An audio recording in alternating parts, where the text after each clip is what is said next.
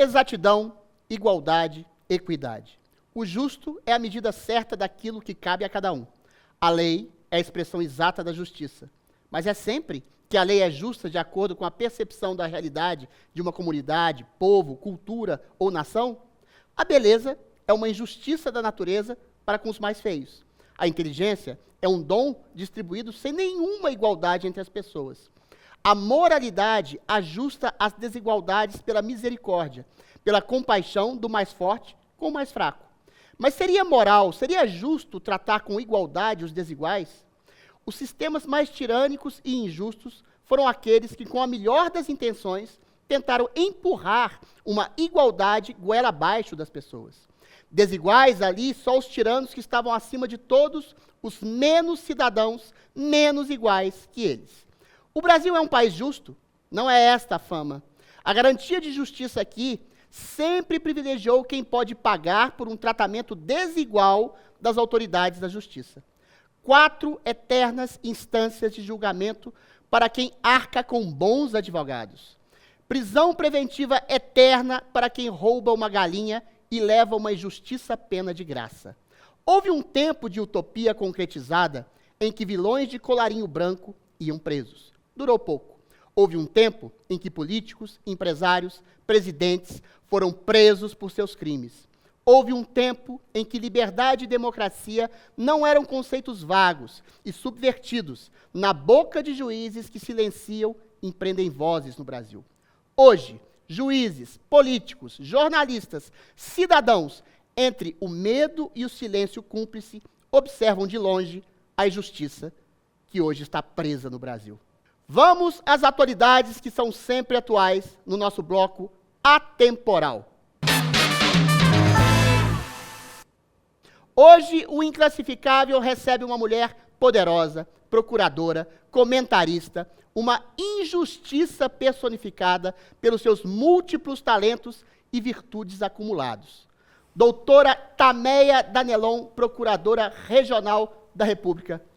Boa noite, Tameia. Boa noite, Adriles. Tudo bom com você? Tameia, meu amor, o Brasil é um país justo? Não, não é justo. Por que não? Porque os homens não são justos. E, geralmente, esses homens que são os mais injustos são os que ocupam os maiores poderes ao longo das décadas do nosso país. Então, isso acaba refletindo na sociedade, que se torna injusta, nos homens injustos e que depois reflete novamente para os governantes. Mas é possível mudar, né? O que causa esse princípio de injustiça no Brasil? É uma salvaguarda de elites que garantem para si um princípio de injustiça a todos os demais? O que é? Qual que é a razão sociológica dessa injustiça premente no Brasil? Bem, a percepção que eu tenho é que os poderosos, né, eu digo quem está no poder, eles não querem que as pessoas tenham mais conhecimento, que as pessoas tenham mais autonomia, que as pessoas se desenvolvam por si próprias. Então, como o Brasil, ao longo das décadas, sempre foi governado por pessoas que queriam se manter no poder e não queriam olhar para aqueles mais miseráveis, mais pobres, mais necessitados, fica esse círculo vicioso, onde o povo cada vez mais ignorante, cada vez mais sem acesso à informação, ao saneamento básico, à água encanada, alimenta que cheguem no poder pessoas que querem que essa população continue dessa forma. A senhora, aliás, senhorita, está descrevendo um universo de extrema opressão, de injustiça, de desigualdade, e está falando da ignorância popular. O povo não se rebela se há esse universo dentro do Brasil, e há esse universo de extrema injustiça e opressão, por ignorância ou por frouxidão e mansidão? Por que o brasileiro não contesta mais as autoridades e não vai mais às ruas para reivindicar seus direitos? É ignorância ou é um povo pacífico que confunde paz com frouxidão? Eu acho que os dois, mas a grande maioria... Você está achando que o brasileiro é frouxo também? Eu acho que o brasileiro é frouxo. Não é que o brasileiro todo é frouxo. Ao contrário, a grande parcela da população, que é a parcela que é mais... que tem pouco acesso à informação, que tem pouco acesso à educação, são pessoas fortes que trabalham o dia inteiro, mulheres que pegam condução, 3 horas de condução para trabalhar, passam o dia inteiro trabalhando, Sim. Chega em casa, vai cuidar dos filhos, vai cozinhar, não tem nem tempo de saber o que está acontecendo, que dirá tempo de se rebelar e de se organizar. As pessoas não têm essa consciência dos problemas que a gente tem e que é possível mudar. Procuradora, a senhora foi uma das heroínas da Lava Jato que atuou sistematicamente dentro dessa operação, que de alguma forma mudou o ambiente jurídico e social do Brasil. Mas mudou por pouco tempo. A coisa retrocedeu. Essa marca da Lava Jato, de pela primeira vez prender criminosos, poderosos, de colarinho branco, veio para ficar ou veio para causar uma reação maior do establishment corrupto e inibir e coibir qualquer tipo de ação e amedrontar pessoas que se colocam contra a corrupção, como você se colocou? Olha, não dá para dizer que veio para ficar, porque não ficou, né? A Operação Lava Jato foi completamente desmantelada, foi reduzida praticamente a nada, né? Por atos dos 3 poderes, eu não isento nenhum dos poderes, por ato até interno. E foi uma grande pena, porque era uma janela de oportunidade.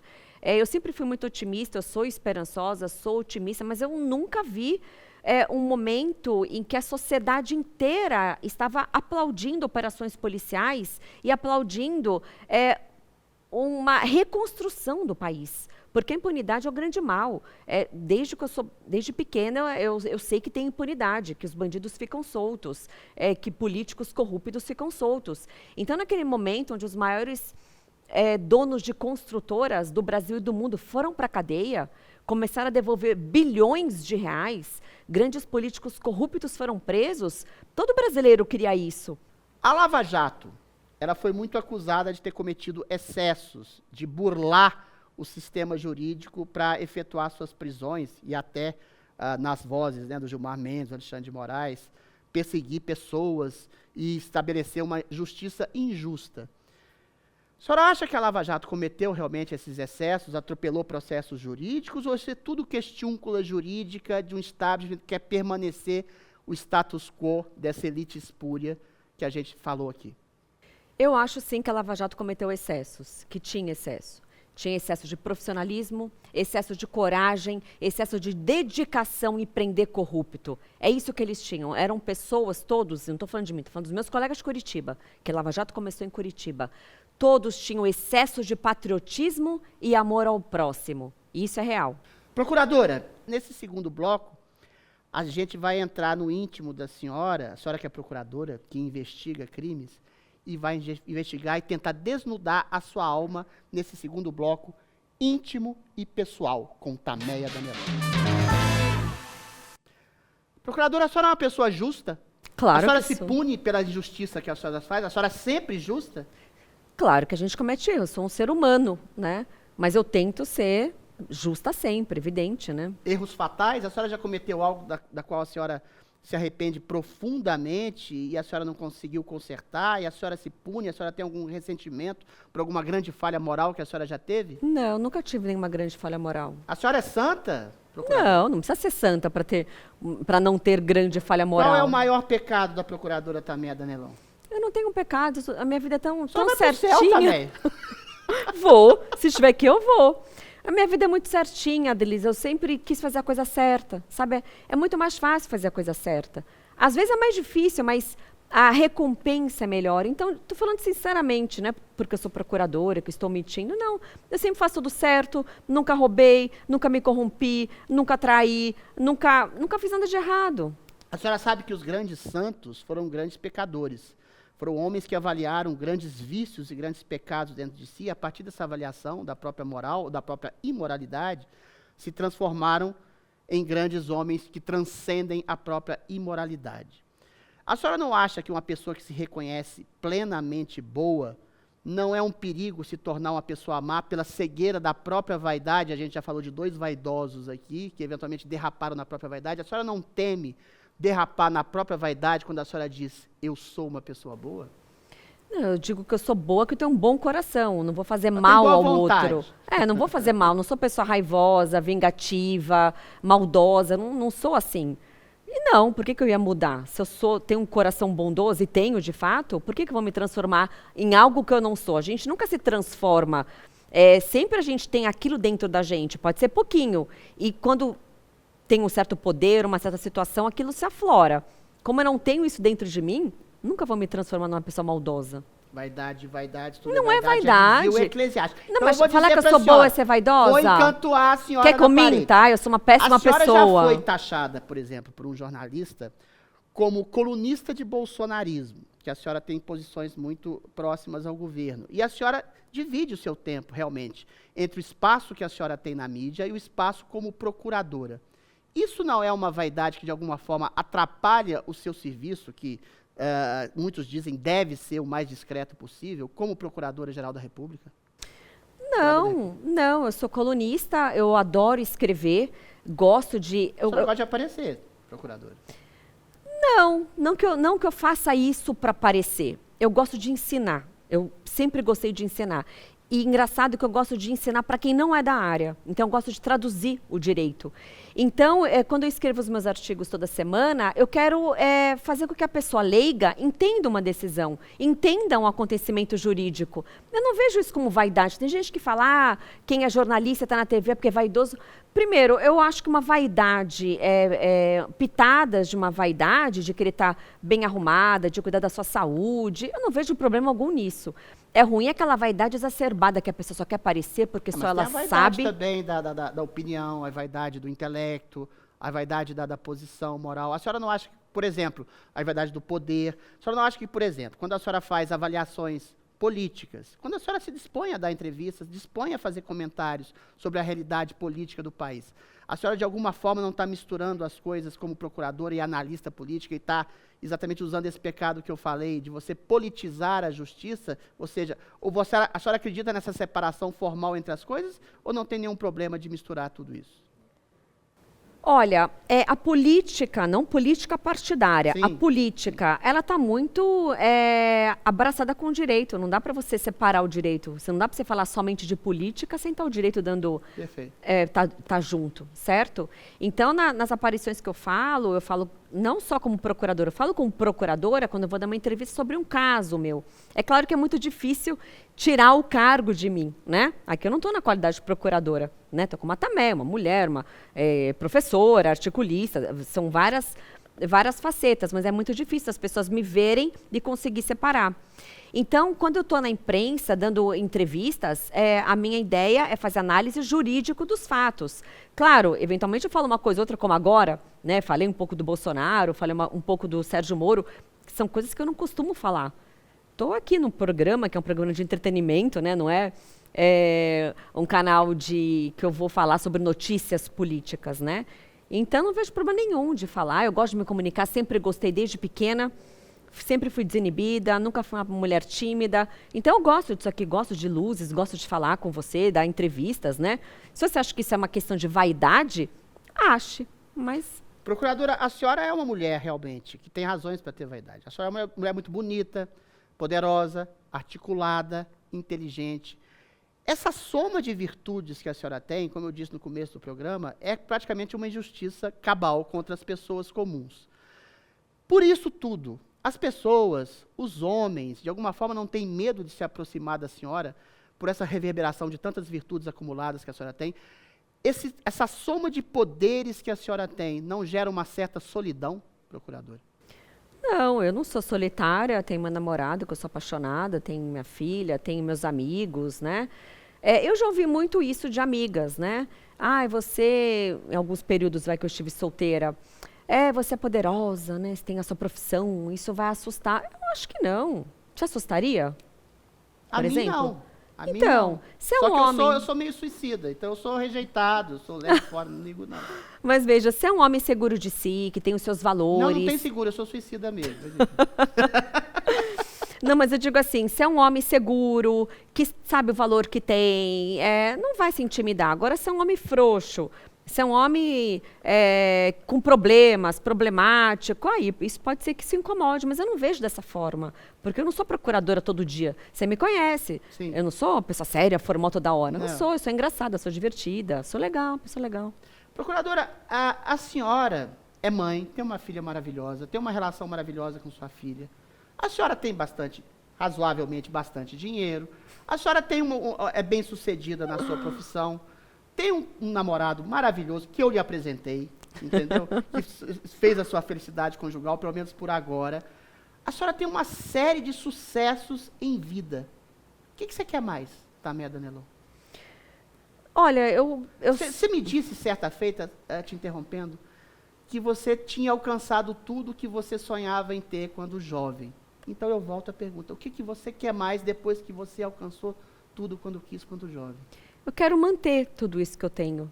Eu sempre quis ter uma boa profissão, eu sempre quis ser procuradora, não sempre, né, mas quando eu estava na área jurídica, consegui conquistar, queria ter minha casa própria, eu consegui, queria ter um relacionamento saudável, me casei, tive filha, separei, estou novamente em outro relacionamento, queria ter saúde, queria minha família com saúde. Então, eu sou uma pessoa muito abençoada. Graças a Deus, eu consegui conquistar tudo o que eu sonhava. Então, eu quero manter o que eu tenho. E isso, para mim, é o mais importante. Manter a minha família, manter meu relacionamento, manter minhas amizades. Né? Eu não quero algo a mais, uma mansão, uma casa na praia. Não, para mim tá bom o que eu tenho. Mas isso não me impede de querer buscar novos desafios. Eu sou uma pessoa muito articulada. Quais seriam esses novos desafios? A gente percebe que quando a gente consegue, entre aspas, tudo de material, ou até no plano profissional, ou conjugal, ou afetivo, familiar, que a gente conseguiu, a gente parte, ou parte antes mesmo, para melhorar a vida do próximo. Né? O sentido da vida é o outro, é o trabalho que você realiza pelo outro. Você acha que depois que você realizou, o caso Tameia Danelon é um sucesso? A senhora acha que a senhora pode usar o seu sucesso intelectual, moral, a sua felicidade, para contribuir, através das suas habilidades, para melhorar o país? Você acha que agora já está plenamente apta para se sacrificar, inclusive, em alguma medida, a sua própria construção de felicidade, de sucesso, em nome do país? O que a senhora pode fazer a mais pelo país e pelo próximo, como diziam os cristãos? Claro, mas sem dúvida. Eu já faço esse trabalho de conscientização do direito, da política. Eu tenho, inclusive, tenho um curso, né, que eu explico o direito para leigos. E o meu trabalho também diário nas redes sociais. Eu entendo que é uma forma de contribuição. Quando eu estou lá no Instagram, fazendo minhas lives, respondendo as caixinhas, eu penso que é uma forma, além de ensinar, que eu gosto muito de ser professora e de ensinar, é uma contribuição. Quando você dá elementos para alguém, para a pessoa pensar, para a pessoa formar um entendimento, formar um convencimento, você está tornando aquele cidadão mais completo para que ele sozinho, que ele tenha autonomia para ele buscar a melhora do país. Porque as pessoas, Adriles, têm mania de sempre culpar os outros e exigir que os outros tomem atitudes. Mas não, eles próprios têm que tomar atitude. Mas eles têm que ter elementos, têm que ter conhecimento. Então, assim como eu trabalhei muito na campanha 10 Medidas contra a Corrupção, que eu ficava todo final de semana coletando assinatura, todos os dias, durante 1 ano e meio, eu coletava assinatura. Eu ia no salão de cabeleireiro com a pranchetinha. Eu queria fazer algo pelo país. Então, eu não preciso ir para a carreira político-partidária. Eu posso contribuir de outras formas e acho que contribuo diretamente de conversar com as pessoas e ensinar o direito para elas. Procuradora, você falou que você quer manter a soma dos seus sucessos profissional, moral, pessoal, afetivo, familiar. O que a senhora tem mais medo na vida? A senhora é uma mulher muito bonita. A senhora tem medo de envelhecer? A senhora tem medo da morte? A senhora quer viver além da morte? A senhora acredita no princípio de eternidade? A senhora acredita que a justiça é um bem em forma de transcendência? O que mais amedronta Tameia Danelon? Medo da morte eu não tenho. Né? De envelhecer é meio ruim, né, Adrilis? Porque eu sou tão vaidosa, né? Então é ruim quando vê mais uma ruguinha aqui aparecendo, não sei o quê. Mas não medo, né? Mas é uma coisa que eu não vou dizer que é bom, né? Mas medo, do que eu tenho medo? Eu não tenho, assim, medo. Eu acredito muito em Deus. Eu tenho muita espiritualidade, então isso ajuda. Ajuda a saber que é natural as pessoas morrerem, ir embora. Eu perdi minha mãe faz 1 ano e meio. É natural relacionamentos terminarem. É natural, uma coisa que às vezes eu fico com um pouco de medo, minha filha tem 12 anos, né? Que na adolescência ela se separe de mim, que não goste de mim. Acho que se dá para eu falar que eu tenho medo disso, né? Que ela não gosta mais de mim e fique longe, né? Mas eu tento trazer a maturidade e dizer que isso pode ser que aconteça, um período. Nunca lhe deu um tapa na cara, procuradora? A senhora nunca sofreu uma tragédia pessoal? Porque a senhora é tão centrada, tão ciente de si, tão segura das próprias convicções. A vida nunca te decepcionou a ponto de você desacreditar da existência ou da possibilidade de melhoria ou acreditar na possível falta de sentido da existência? Sim, já aconteceu O quê? comigo. Em que circunstâncias isso te abalou? E isso me fez ser o que eu sou hoje. Isso o quê, procurador? Quando eu estava grávida, 8 meses de gravidez, eu tive um problema de saúde que chama-se síndrome de HELP. É uma eclâmpsia muito pior que uma eclâmpsia. O índice de morte da mulher é 80%. Então, isso foi um grande susto na minha vida, porque como eu sempre fui muito certinha, sou um pouco controladora, minha vida sempre caminhou direitinho. Eu nunca gastei mais do que eu ganhava, eu nunca me relacionei com pessoas que queriam me desagradar, né? Tudo muito caminhava muito bem. Mas a gente não tem o controle de tudo. E com 8 meses eu tive esse problema, eu tive que fazer minha cesárea com urgência e eu quase morri. Eu fiquei 5 dias na UTI, eu tive que ser submetida a uma cirurgia, que retirei meu útero, eu não poderia mais ter filhos, e fiquei 11 dias internada. Então isso mexeu muito com a minha cabeça. Mexeu a que ponto? A senhora mudou alguma coisa? Mudei. O medo da morte, a possibilidade de morrer, a possibilidade de não ter mais filhos. O que reconstruiu isso na sua personalidade? Ao contrário, eu nunca tive medo de morrer. Depois dessa situação, eu não tenho medo de morrer. Claro que eu não quero morrer moça, né? Não quero morrer com 60 anos, né? Mas eu nunca tive esse medo e isso até reforçou a ausência do medo. Mas eu fiquei muito atordoada, foi muito difícil na minha cabeça, né? O pós-parto já deixa a mulher naquele estado puerperal. Você queria ter mais filhos, procuradora? Não, mas é claro que no momento que você recebe a notícia, é muito ruim para uma mulher saber que não pode mais ter filhos. Então, foi um momento muito difícil. E, embora eu lembro que a situação, na hora que a médica falou para mim, Tamé, não tem mais o que ser feito, tudo já foi feito, sua hemorragia não para, a gente vai ter que fazer a cirurgia, né? E eu fui sempre muito racional, né, muito pé no chão, eu chamei meu marido, meu ex-marido, minha mãe, segurei na mão de cada um, eles chorando, né, quase morrendo de sofrer, eu muito calma, muito tranquila, eu falei, olha, eu vou ter que fazer essa cirurgia, não tem outra alternativa, tudo bem? Eu queria o aval dos dois, né? Não, tudo bem, se a gente quiser ter filho, a gente adota, tudo bem? Tudo bem. Então, naquele momento, eu pensava em salvar minha vida. Eu tinha uma bebezinha recém-nascida para cuidar, né? Então, eu passei por um momento muito difícil, uns 6 meses, muito abalada emocionalmente, sem entender o que tinha acontecido, parecia que o caminhão me atropelou. Eu não conseguia arrumar a bolsa. Você consegue enxergar um sentido nesse... Sim, nada acontece por acaso. Qual seria o sentido dessa quase tragédia e essa dor que te abateu nesse momento? O sentido principal eu prefiro não falar, não dá para eu falar aqui, tá? Procuradora, não faça isso comigo.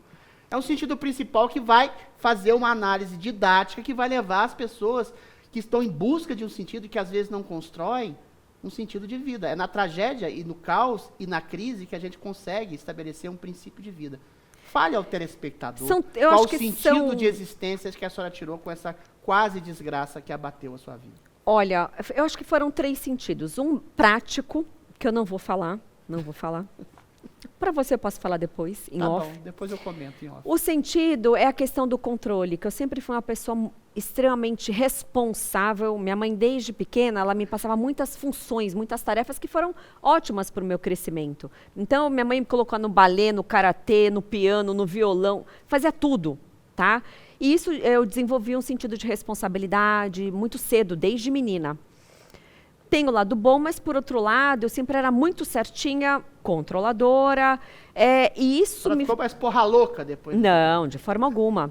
Mas achou que a organização era uma maneira de querer controlar e construir um sentido abstrato e não tão válido assim de vida, foi isso? Não, eu me tornei mais tolerante com o outro. Ah, muito bem. Isso sabe? Por exemplo, eu tenho uma amiga que eu amo de paixão. Ela é bem maluquinha, né? Vida toda bagunçada. E aquilo me irritava profundamente, sabe? Eu me lembro, eu dando lição de moral. Uma coisa ridícula. Deixa cada um ser como é. Então, isso foi um aprendizado. Eu vi que as pessoas são como são. Cada um tem o seu tempo, cada um tem o seu modo de lidar com a vida. E não tem que ser como eu lido. Maravilhoso. Então, isso foi um aprendizado. Então, eu desenvolvi uma tolerância muito maior. Perfeito. E eu me senti muito mais leve. Você falou de outro sentido. Eram 3, né? O pragmático, o pragmático eu não posso falar. Esse da questão do controle e da evolução, assim, de ser mais tolerante. E o terceiro foi um amadurecimento que me causou, porque não foi fácil passar por isso, foi muito difícil. Mas amadurecimento em relação a quê? O que a gente descobre e amadurece com a possibilidade de morrer e não ter mais filhos? O que você aprendeu especificamente com isso? Você falou da tolerância. De não ter mais filhos não me abalou tanto, né? O pior foi a quase morte, de valorizar mais ainda a vida e de levar a vida um pouco mais leve. Porque eu quase morri. Então, qualquer um pode morrer a qualquer momento. Você pode ter uma alimentação saudável, se cuidar, e pode acontecer um acidente. Então, eu comecei a ver com mais leveza a vida. Eu via mais seriedade, com mais... não que eu não sou responsável. Cada um ao que lhe cabe. Sim. É não julgar tanto as pessoas, não recriminar tantos outros. Nisso eu queria te fazer uma última pergunta. A gente falou o tempo inteiro aqui de um princípio de justiça. A senhora trabalhou a vida inteira com essa justiça, mas a senhora falou que aprendeu a ser mais complacente, mais tolerante em relação aos erros alheios, às personalidades diferentes, as pessoas não tão organizadas assim. A senhora acha que a misericórdia que a senhora aprendeu na sua desgraça pessoal é algo que vai além da justiça, ou a justiça comporta o princípio de misericórdia? Porque a vida é injusta. Uns são mais belos, uns são mais ricos, uns são mais feios, uns recebem mais coisas, sendo mais injustos. Ou seja, a misericórdia em relação à natureza humana é algo que explode o próprio conceito de justiça, procuradora? Sim, a misericórdia vai além da justiça. A senhora é misericordiosa? Sou misericordiosa, sim, claro. Mas também eu acho, Adriles, que muita coisa, assim, o que eu sou hoje, foi muita coisa que eu conquistei. Eu que lutei atrás, eu que fui atrás, né? Eu não me tornei procuradora porque me deram esse cargo. Parece que você fala de uma sucesso, mas as pessoas que fracassaram por tropeços, por falhas de condição moral, que às vezes aprenderam a ser pessoas melhores em relação a essas falhas, que não tiveram essa ambição tão grande como a senhora tem de estabelecer um trabalho digno, perderam o sentido da vida. A senhora acolhe essas pessoas? A senhora é mais complacente a essas pessoas hoje que a senhora passou por uma tragédia pessoal por causa disso? Agora eu sou. Antes eu não era. A gente só aprende na cacetada, procuradora? A gente precisa de uma desgraça para ser mais tolerante com outro ser humano? A gente aprende muito na dor, né? A dor ensina. Tem gente que passa por episódios muito difíceis e não muda nada, mas a grande maioria aprende com isso. Mas acho que você não precisa só passar por momentos muito difíceis para amadurecer. Você pode querer buscar esse amadurecimento. Mas a dor é inevitável. Sempre alguém vai passar... A dor é didática, né, procuradora? Sim. Para aqueles que saibam aprender as lições dadas, né? Porque a vida é um aprendizado. Eu acredito em outras vidas, eu não tenho uma religião específica, mas... Então a senhora não tem medo da morte porque a senhora acredita na vida eterna. Você acha que você vai viver eternamente? Não, eu acredito... Eu posso participar da sua amizade na vida eterna? Eternamente? Porque a senhora vai me aguentar? Aguento. Agora eu sou mais misericordiosa, mais tolerante, né? No passado acho que eu não ia aguentar, não. Tá vendo? Mas eu acredito em reencarnação, Adriles. Então eu acho que cada vida é uma etapa. E a gente está aqui para ser o melhor. Tem gente que aproveita essa oportunidade e se torna melhor na vida. Tem gente que não. Se a senhora reencarnar numa pessoa pobre, desdentada, feia, em condições miseráveis, a senhora acha que vai ser tão feliz como é nessa vida tão realizada que a senhora teve enquanto eu acho que a cabeça é tudo, sabe, Adriles? Então tem pessoas que são riquíssimas, bonitas, que têm tudo e são infelizes, são depressivas, são ansiosas. Eu já passei por fases de ansiedade, já tive isso na minha vida. Lembrei de outra coisa ruim, muito ruim. Já tive período de ansiedade. Então... Perfeccionismo, procuradora? Não, foi estresse de trabalho. Estresse de trabalho. Foi na Lava Jato, foi quando eu saí da Lava Jato. Sim. Tive uma crise muito grande de ansiedade. Então, tem pessoas que têm tudo, material, até amigos, bom relacionamento, e são infelizes. Então, não é porque a pessoa é miserável, ela pode, se ela tem uma espiritualidade elevada. Mas dá para ser infeliz e realizado? Por exemplo, a senhora teve uma crise de ansiedade na época da Lava Jato, mas a senhora sabia, com certeza, que estava fazendo a coisa certa. Lógico. Dá para ser realizado e infeliz? O que é melhor? A felicidade no sentido de contentamento de prazeres ou a infelicidade causada, a ansiedade, a angústia causadas por um sentido de realização para além do prazer pessoal? O que a senhora prefere? A ansiedade e infelicidade, que é horrível, não desejo isso para ninguém. Cristo crucificado não estava contentinho, mas sabia da sua realização de salvar a humanidade. Mas aí é diferente. A senhora sentiu isso quando estava ansiosa na época da Lava Jato? assim, é diferente. A minha ansiedade não é que é a ansiedade normal, gostosa, que a gente tem, primeiro Não encontro. existe ansiedade boa. Um pouquinho moderado, primeiro encontro, aquela ansiedade, sim, mas né? É a ansiedade que eu tô falando, doença, né? É horrível. É horrível. Ela mina realização pessoal, realização Bloqueia, profissional, não interessa. Você pode morar numa mansão, não desejo isso para ninguém. Então, evidentemente que eu preferia ser uma procuradora mediana. Só queria ser uma pessoa medíocre. Eu preferia... E não heroína ansiosa, Tameia, é isso que você está dizendo? Eu preferia ser... Se eu tivesse que escolher agora, Tameia, o que você prefere? Uma procuradorinha medíocre ou uma heroína da Lava Jato com uma vida devastada? O que você prefere, Tameia? Uma procuradora medíocre e ter paz... Que horror, Tameia! Eu prefiro. É horrível, Adriles. Você nunca teve ansiedade, é uma coisa medonha. Sabe, eu queria ser heroína, ser lembrada para sempre pela história, pela humanidade, como alguém que fez um bem em nome do próximo. Eu queria ser uma procuradorinha. Não, a gente está trabalhando com hipóteses, né? O que você falando de prefere? Ser uma Você falou que procuradora, prefere ser uma procuradora conhecida, famosa, mediana. heroína? Famosa não é vaidade, é você se doar em relação à humanidade para melhorar a vida das pessoas. Ah, não. É o que a senhora fez. Eu sou misericordiosa, eu sou altruísta. Mas no que se refere à ansiedade, o que eu passei, eu sou egoísta. Eu prefiro a minha sanidade mental. Procuradora, eu vou dizer aqui, levantar um caso também, em hipótese. A gente muito fala em justiça, né? As pessoas acham que justiça é uma coisa, enfim, absolutamente palatável, racionalizável. Imagine o seguinte caso.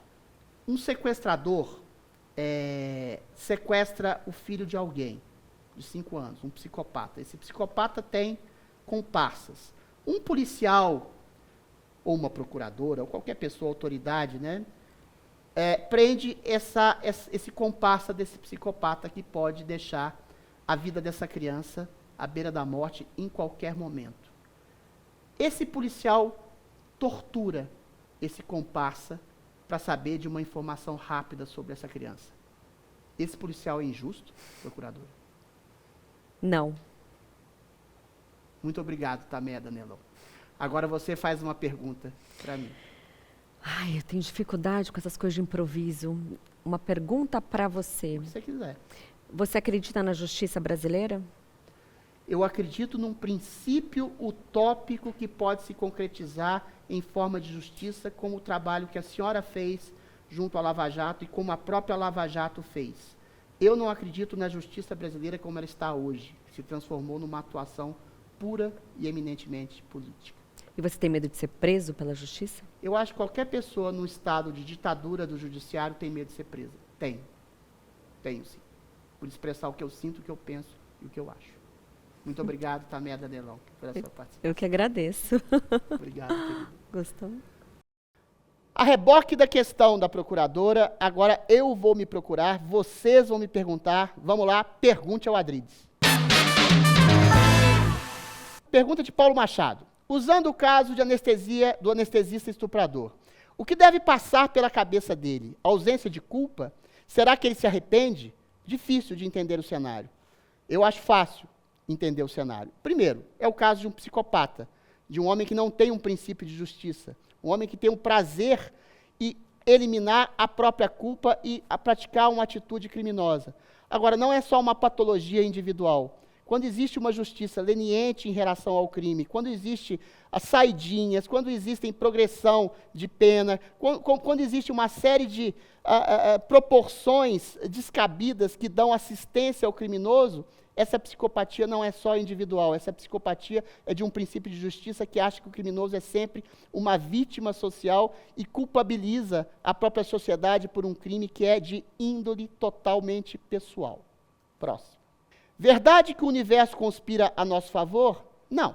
O universo é completamente indiferente à nossa existência. Mas sem a nossa existência, sem a nossa percepção da consciência que a gente tem do universo, o universo vira um palco de diversões sem público. Então, quem constrói a consciência do universo somos nós. E quem constrói um mundo dentro do universo, mínimo que seja, do nosso contato diário com pessoas que amamos, com adversários, com inimigos, com amores, com a nossa sociedade, a gente tenta construir um universo melhor. Ou seja, no fim das contas, o universo somos o que nós fazemos do universo, o que nós fazemos da nossa condição humana, que transforma ou inviabiliza o universo. Teria sido Jesus Cristo um político? A pergunta de Rafael Bolsonaro. No sentido melhor do termo. Política como sendo diálogo, como sendo possibilidade de extrair o melhor dos seres humanos. Política como possibilidade de exercer o poder. Poder fazer algo em nome do seu semelhante. O poder de trabalhar para a construção da melhoria social, do indivíduo ao seu lado e da sociedade, da comunidade em seu redor. Jesus Cristo foi o melhor político de todos, sim. Pergunta de Eduardo Grisolha. Adriles, a verdade existe? A verdade é sempre uma percepção angulativa do ego. Às vezes a gente esbarra numa possível verdade concreta e absoluta, sim. Mas há muita miopia, há muito estrabismo que enxerga a verdade onde ela não existe. E, infelizmente, grandes míopes, grandes estrábicos oferecem essa verdade e outras pessoas cegas que não enxergam a verdade da própria cegueira engolem essa falsa verdade. Então, muito cuidado em vomitar a sua verdade absoluta.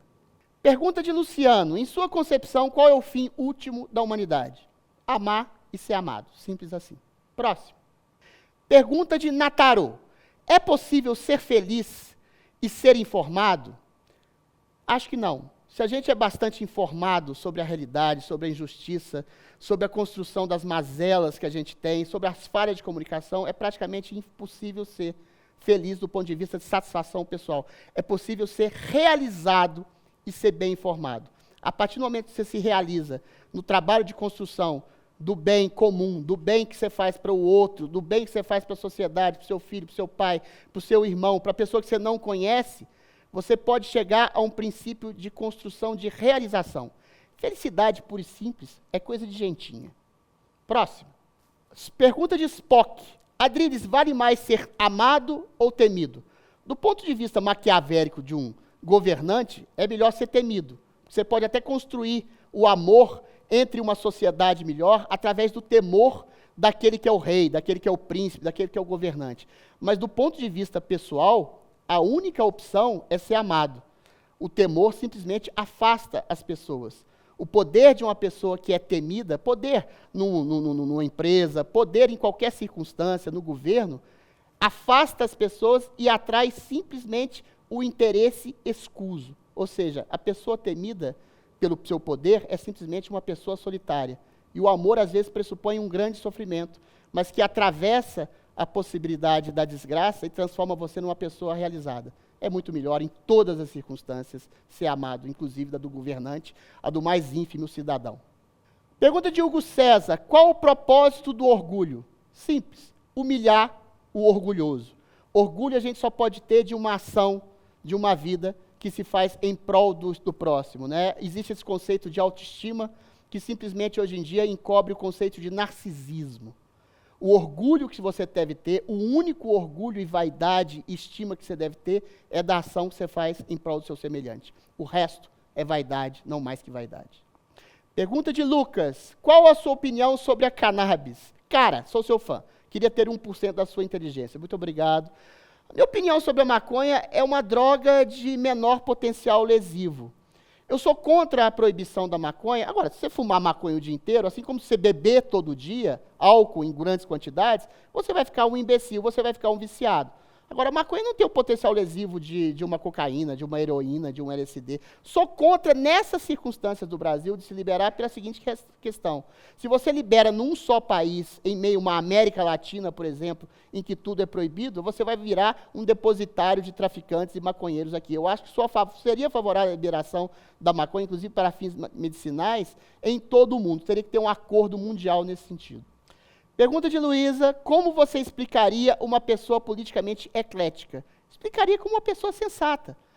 Nesse período de polarização que a gente vive, em que querem te encaixotar em direita, esquerda, centro, fascista, nazista, progressista ou qualquer coisa ista, você pode flertar, por exemplo, com o princípio de um casamento gay, ou com o princípio de liberação de maconha, ou com o princípio de ser contra o aborto. Uma coisa não anula a outra. Você pode ter pensamentos mais progressistas de um lado e mais conservadores de outro, não tem nenhum problema com isso. Eu sou assim, embora as pessoas achem que eu sou um fascista direitoso, não sou. Agora, o que você não pode é estabelecer uma hegemonia de uma política ideológica, de uma opinião única sobre o que deve ser feito e pensado no mundo. Isso é a tradução viva do que a gente vive hoje, que é uma ditadura de esquerda progressista que quer solapar a liberdade das pessoas de pensar diferente e inocular uma única visão de mundo. Por isso que eu sou, não exatamente um membro da direita conservadora brasileira, mas sou anti-esquerda completamente. Adriles, qualquer tipo de relação, no fundo, é uma busca de benefícios mútuos? Se sim, não existe relação sem interesse? Ótima sua pergunta. Não, não existe relação sem interesse e toda relação é uma busca de benefícios mútuos. Sabe qual que é a relação mais interessada do mundo? O amor. O amor, você quer o benefício de ser amado, você quer o benefício de aprender com a pessoa que você ama, você quer a troca de afeto, de construção cultural, de opinião, de lazer que você tem, que você constrói cotidianamente com a pessoa que você ama. O amor é um grande interesse que melhora o interesse das pessoas que se amam. Mas, claro, o interesseiro, aquele que busca a pessoa como um meio e não como um fim em si mesmo, é uma pessoa que não sabe amar e é uma pessoa que alcança o seu próprio interesse a possibilidade de inferno. Quando você ama, você está estabelecendo o mais sublime interesse, que é o de ser amado e construir a sua felicidade através do amor que você doa à pessoa que você ama. Bom, o Inclassificável dessa semana acabou. Não se esqueça de mandar suas perguntas para o nosso programa. Algumas serão selecionadas e respondidas aqui de pronto. Me siga nas redes sociais, Adriles Jorge, com 2 L's, no Facebook, no Instagram, Adriles R. Jorge no Twitter. Te vejo na próxima semana. Até lá, até sempre.